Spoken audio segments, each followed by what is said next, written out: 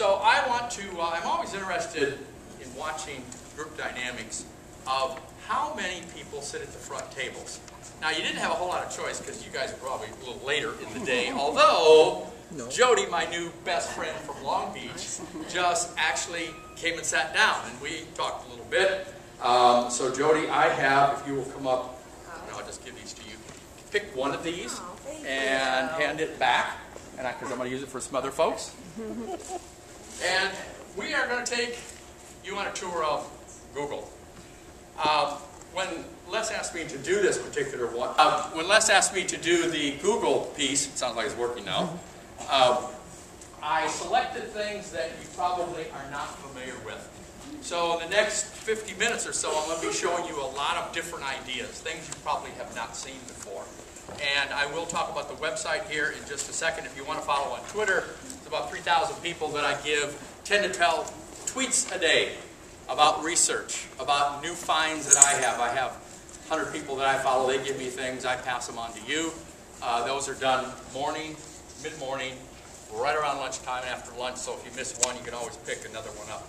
The website is drhowie.com, where you will find the 3 that I'm doing today. This Google one, and then we have one on creativity that is a workshop, hour and a half. And then we have another one on things you may have missed on the web. It says 22, but I actually have 99 different things that we won't get through all, but we'll show to you. So where it says presentations and PowerPoint, when you click on that, you will come and will see this conference at the top of the list. All of those things on that website are licensed under Creative Commons. Creative Commons, if you're not familiar with it, just means I don't put any copyright. The attribute is share and share alike. You can take it, you can use it, you can modify it, you can delete it, you can add to it, but just leave my attribute in there so that it gives credit on that, and it can be used for commercial purposes. 3 magazines I'm going to have a representation here on the screen. First one has to do with Edutopia. It used to be hard copy. It's now electronic. $33 a year, probably the best $33 you could invest.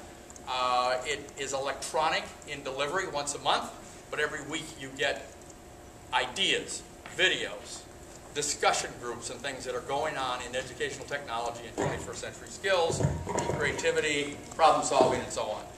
Wired and Fast Company, I think, are the 2 tech magazines that are out there. Wired is a little more geeky.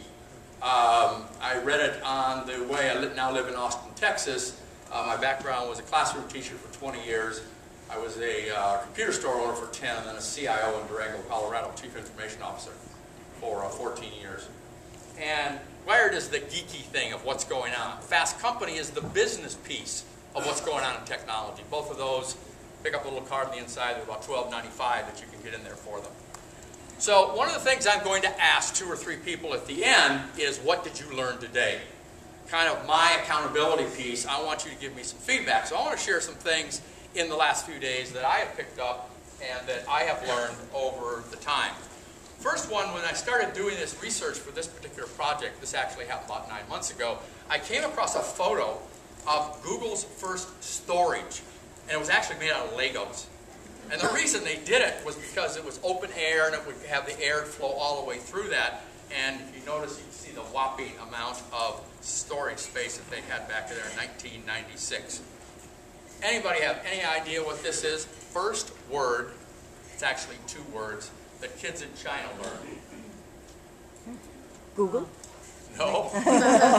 McDonald's. No, you're close. It's Mickey Mouse.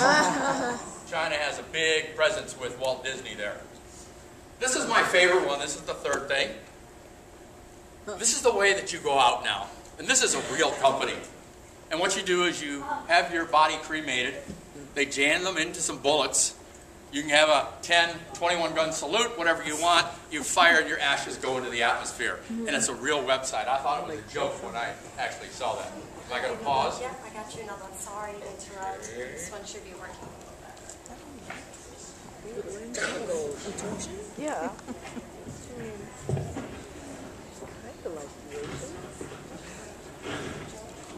Bear with me. Yeah, I think that's okay, is that better? Yeah. All right. The next one is some Google things that I have, and they are constantly reviving and renewing things. They got rid of Google Labs, if you didn't know about that. Real disappointment to a lot of educators, because that's where I found out about all the new stuff. So they have new Google products, and this is an update. They've had several new things. Less informed me that because of the protest of some legislature that's being considered and proposed, there's a couple stories going around. Wikipedia's down, Google's down, Google Docs supposedly is working. And what day did they pick? Today. So they're going to make some adjustments for that piece. So Watch to Learn is not a Google piece, but it's a great alternative to YouTube that you can use. This is a website that is really an easy way to put together some digital citizenship, digital safety things, step by step that they have. This is a video I came across, and this is the last thing that I kind of picked up in the last couple of days. And it's a very short film. But I want you to notice how the message is there and how words change that particular one.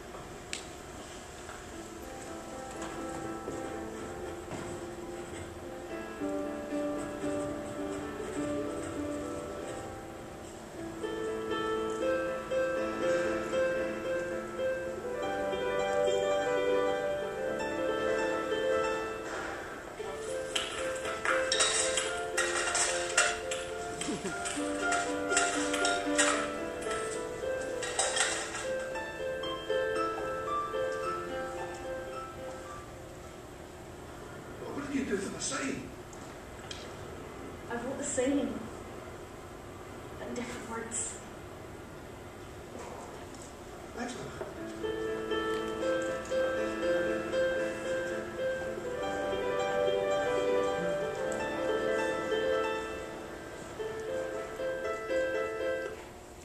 So I want you to think about that today as we go through of saying things, doing things different.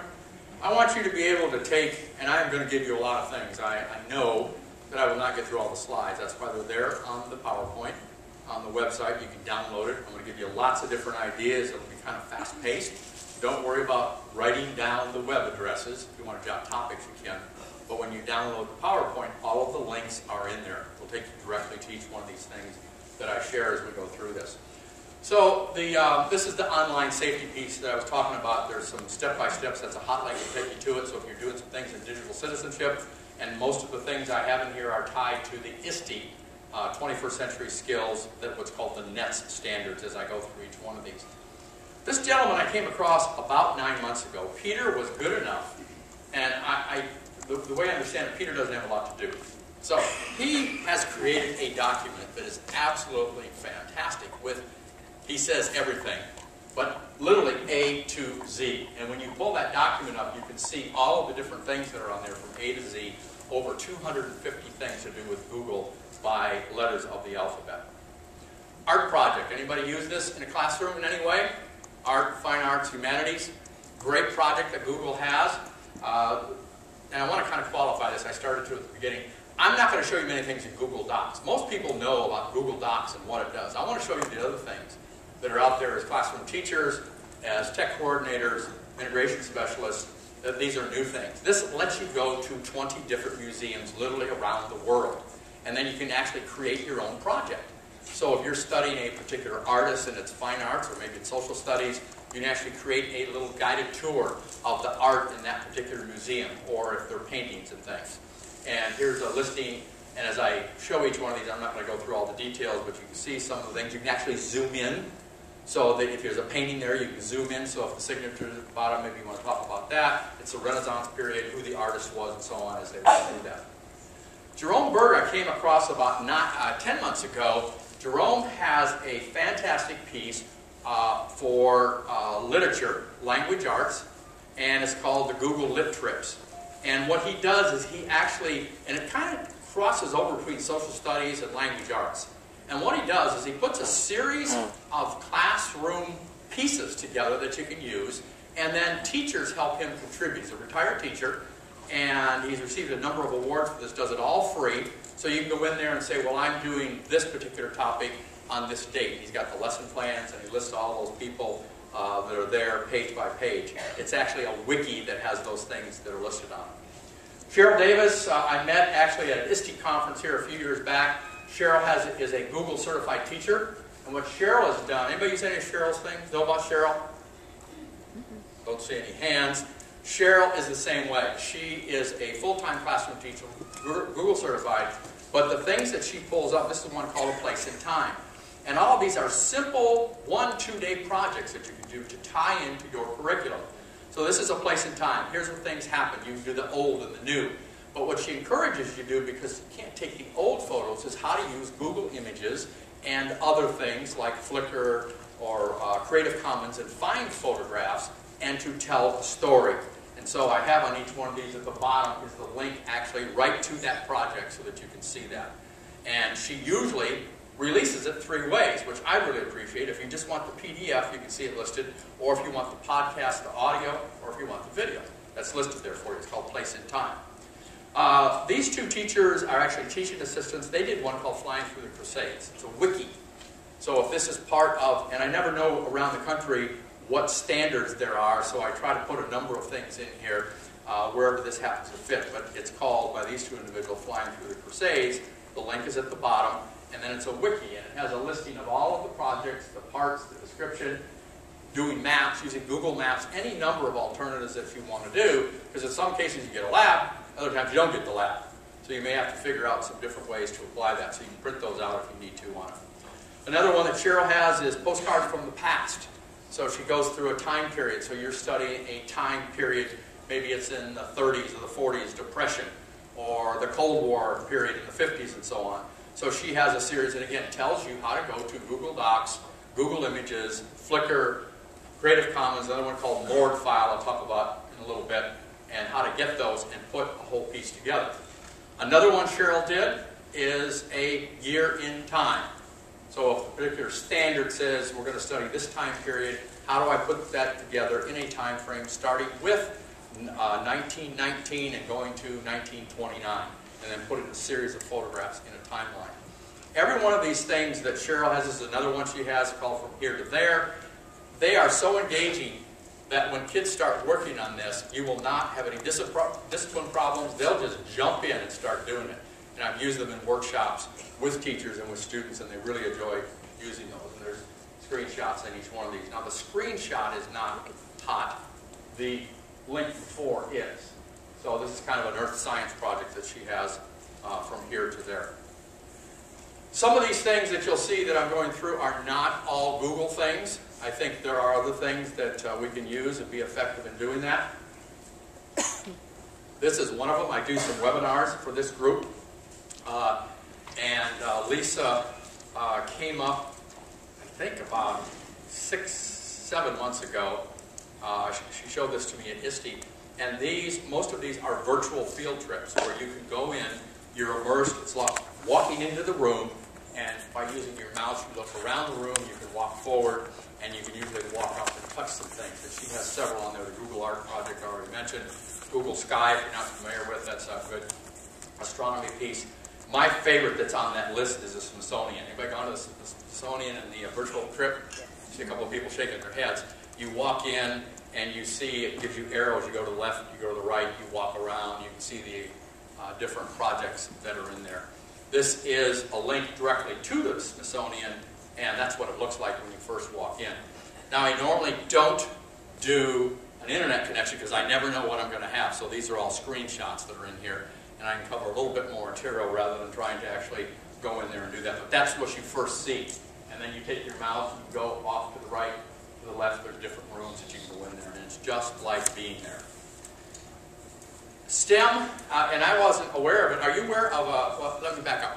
Who can tell me what STEM is? What does that mean? What's that for? Science, technology, engineering, and math. Let's bring all these things together let's make sure that kids understand it's not just my science class, it's not just my math class, not my technology. We integrate these and we come up with project-based learning. So there's a new thing called STEAM. How many of you know about STEAM? I mean, it's just kind of starting. Since you raised your hand, what's STEAM? Well, there's an A in there. What's that about? There is an A in there for art, or for the arts, because they integrate very nicely and you need... And how amazing is that, that for years we've been saying, cut music, cut art, cut this, when it comes time to get rid of things. And now this initiative is starting with STEAM. I think it's a great move forward. And we're seeing then how really cross-curricular many of these things are. So one of the projects that I do is a graduate class, and from here I'm heading to Orlando to meet with some Disney Imagineers, some guys that have written books, some have done projects there in this graduate class that I teach. And the way we do it is we let the students and the teachers design a ride or a themed attraction at Walt Disney World. And as we go through that, they do some research, and they come up with some interesting Disney patents. And if you didn't know it, Google has a patent search site. So you can actually pull up the actual patent. You can see when it was filed, and I put 2 or 3 up there. Those are hot links to each one of those. And when you get there, you will see that you can actually read the application, the full application, and you can tie that whole piece in about research, information processing skills, and so on. Or you can have the actual PDF of the actual document. So as I'm going through and looking at this, I come across this one about a year and a half ago. And I said, what is that? And as I look further, it's actually a dragon, self-propelled with a motor at the back. And it's a little bit misleading because you don't actually see it as a parachute, but it's actually attached to a wire. Now, does anybody if you're a Disney fan, you know what this is all about. There's something new going to happen at Disney World, at Animal Kingdom, in about a year and a half, 2 years. Anybody know what it is? I heard it over here. What's coming? You're close. It's Avatar. Disney has a partnership with the director of the movie, and there is going to be not a ride. If you've been to Disney World in the Animal Kingdom, there's areas of Asia and Africa, dinosaurs. There's going to be a whole new area, and it has to do with the Avatar movie. Then guess what you will be riding on? This was filed a year and a half ago, so there was something else going on along the time, and that's part of the piece that they do the research on. Steve I met about a year ago, and he and I are working together on the graduate class, and Steve has a really cool part because he wrote this book, and I have marked this book up, and I have stickers in it on the inside, the outside. He's actually got 50 short chapters. He was actually a Disney Imagineer. He designed, if you've ever been to Epcot, the American Adventure. That's the war wagon where all the people stand up, Mark Twain, George Washington, they all stand up and talk, and he actually designed that.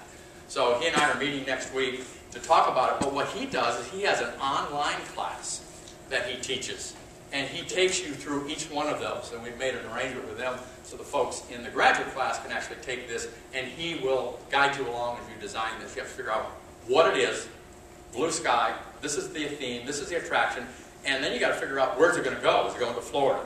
Is it going to California? Is it going to Hong Kong? Is it going to Paris? And these are all the different projects that you go through.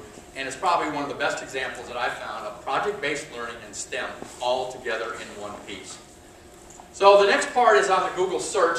And one of the things that I have found is that most people, anybody in here created a custom search engine in Google? This one light is shining right in my eye, so I'm looking.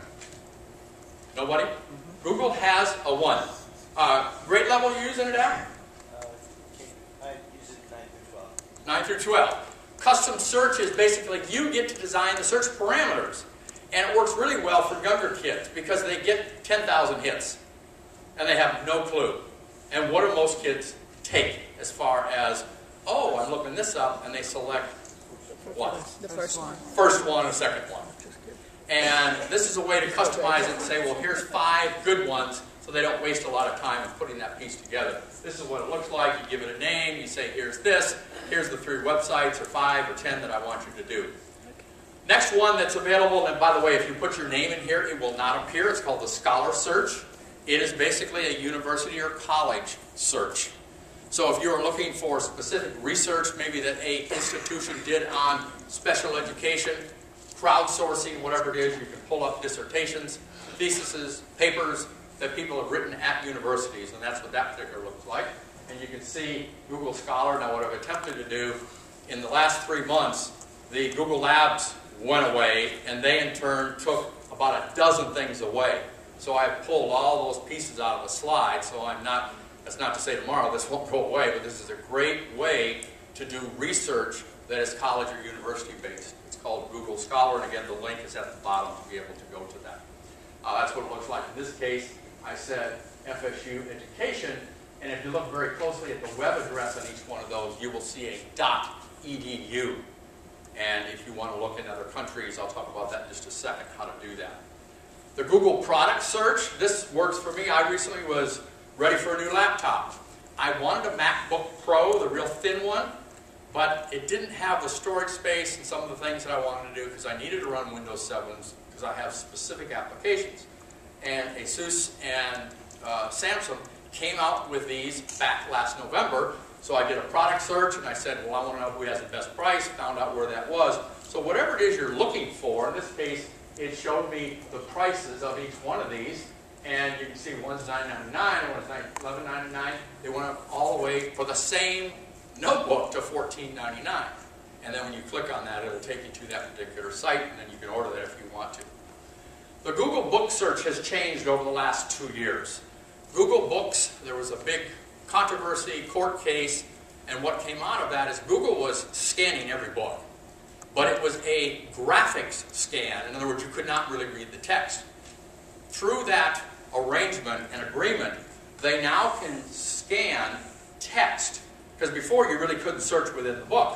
What it now actually allows you to do is to put certain words in there if you want to.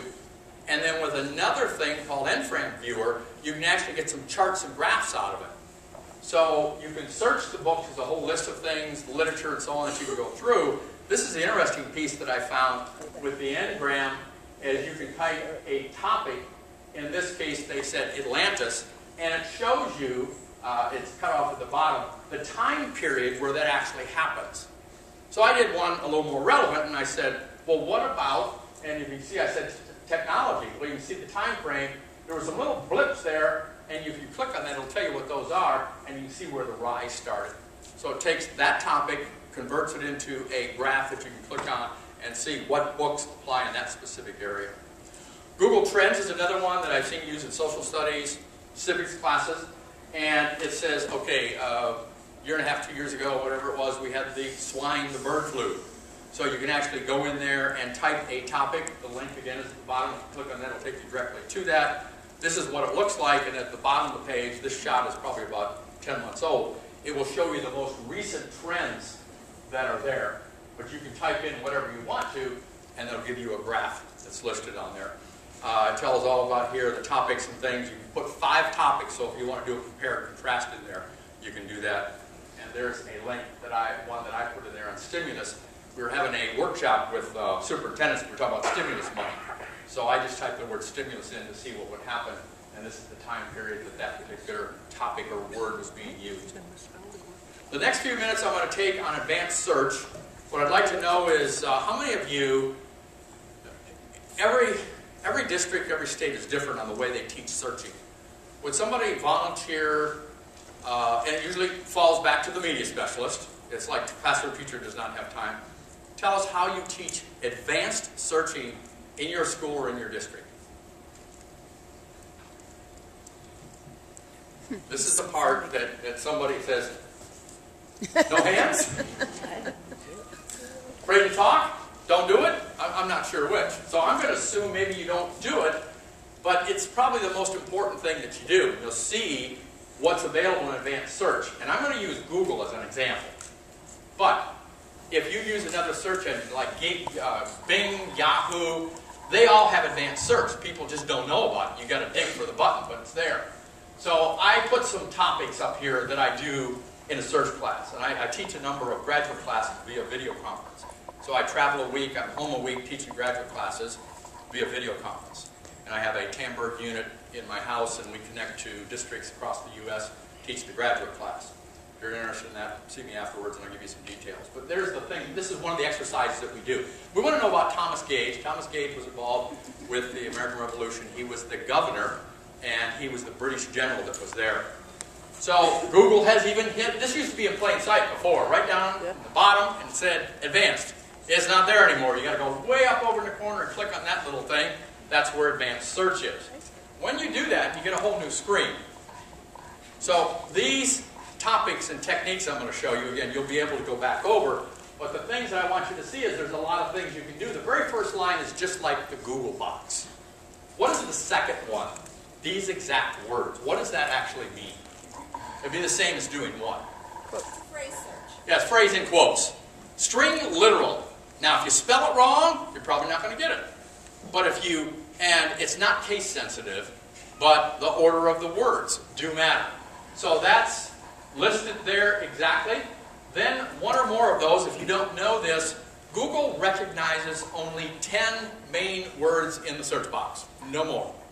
By going advanced search, now 10 is a lot when you're doing a search. It's really way too many. But if you do want more, that's what that box says, one or more of these words. It actually gets you add 3 more words. You can have 13 if you want to. That's what the next one is. And then there's a bunch of different things. Reading level that you can do. This particular one is the language. And the reason I show that, science teacher, teaching concepts, something about the moon and how the sun orbits the moon or whatever a planet does, whatever that topic happens to be. If you change that and type sun, moon, whatever, at the bottom, there's actually one for Shockwave or Adobe Player. And what you will get is an animated version, and that's all you'll get. You won't get the text. So all of those things are there. If you want PowerPoints, the school board said you have to do a presentation tomorrow night on whatever it happens to be, do your search and then say PowerPoint, and all you'll get is PowerPoint to come up there.